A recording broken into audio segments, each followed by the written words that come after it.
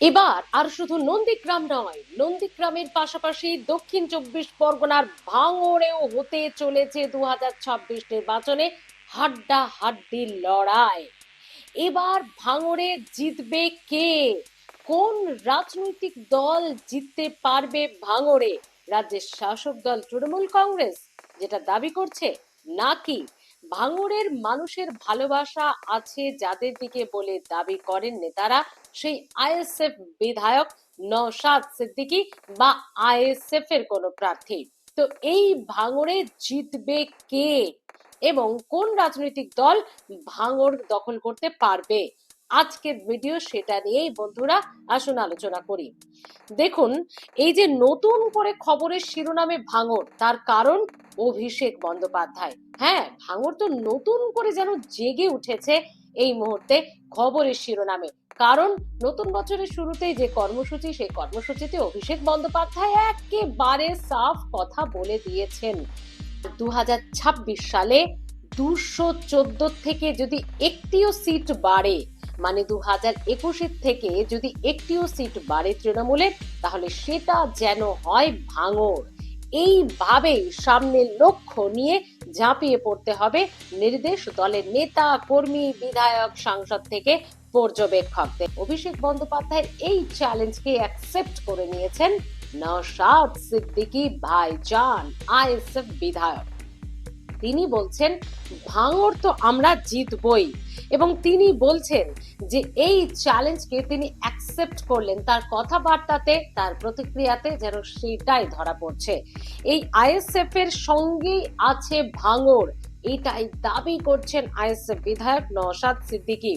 এবং শুধুমাত্র আইএসএফ এর সঙ্গে ভাঙড় আছে এই দাবি নয়, নওশাদ সিদ্দিকী আরো দাবি করছেন ডাবল ধামাকা হবে এবার।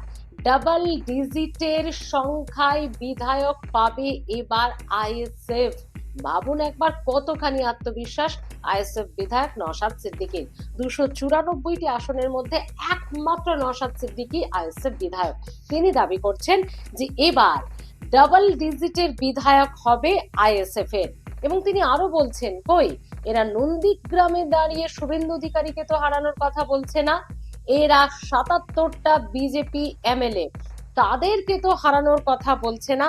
একজন বিধায়ক যিনি ঐক্যের পাঠ পড়ান, যিনি বাংলাকে এগিয়ে নিয়ে যাওয়ার কথা বলছেন, যিনি 293 জন বিধায়কের দুর্নীতি ফাঁস করে দিচ্ছেন, তাকেই হারাতে হবে, তাকেই আগে দমাতে হবে, কারণ তিনি সত্যিটা সামনে আনছেন, মন্তব্য করেছেন নওশাদ সিদ্দিকী।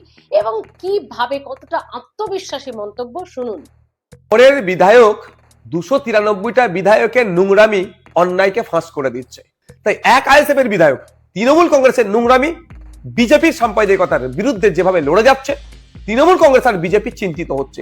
ফলে ভাঙড়ের বিধায়ককে হারাতে হবে। তবে একটু আমি বলে রাখি, 2021 সালে আপনারা অনেক চেয়েছিলেন, পারেননি।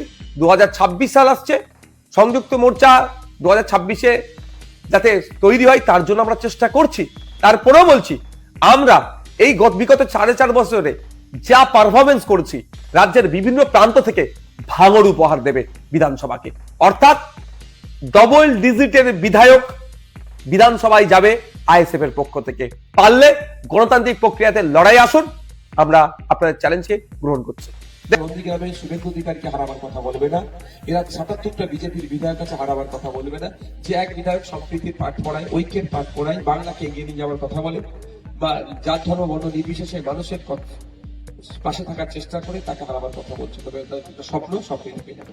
তার একটা কথা বলি, রাজীব বিহার প্রত্যেকদিন চ্যালেঞ্জ আমাকে নিতে হচ্ছে। নতুন করে আমাদের যে চ্যালেঞ্জে বসে ভাইয়া করি না, 294 বলে ফেলে দিয়ে সেটা সৌভাগ্য। 42-এর গল্প শুনিয়েছিল। তো মানুষ জোটটা জিতাবে।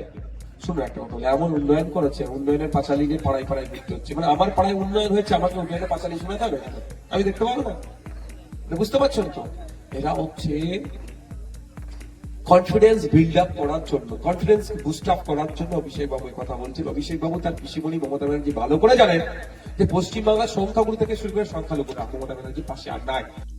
আর দুই রাজনৈতিক দলের নেতাদের মধ্যে, দুই রাজনৈতিক দলের প্রথম সারির নেতাদের মধ্যে যখন এরকম বাকযুদ্ধ, চ্যালেঞ্জ পাল্টা চ্যালেঞ্জ এসব চলছে, তখন নতুন করে যেন জেগে উঠেছে, নতুন করে উত্তপ্ত ভাঙড় বলা ভালো। অনেকেই দাবি বা অভিযোগ করছেন অভিষেক বন্দ্যোপাধ্যায়ের এই বক্তব্যের পর, এইভাবে যে লক্ষ্য বেঁধে দেওয়ার পর ভাঙড় নতুন করে উত্তপ্ত হয়েছে। আইএসএফ কর্মীদের ওপর আক্রমণ হচ্ছে এবং সেটা তৃণমূল কর্মী সমর্থকেরা করছে বলে অভিযোগ।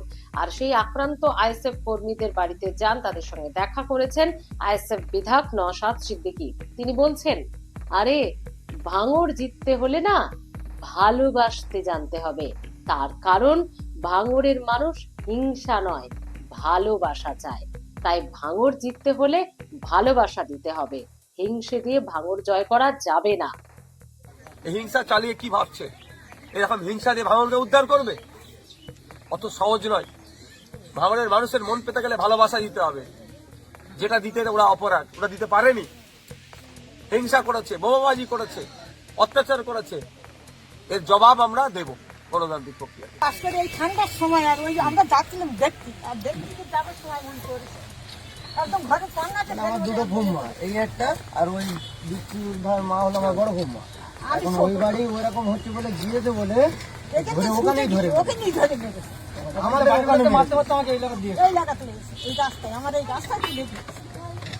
আর আমার ওই ওর ঘুরো বাপের বাড়িতে কটা কমপ্লেন করেছো? এই তোর বাপ, এই বাপের গাড়িটা আমার চাচাকে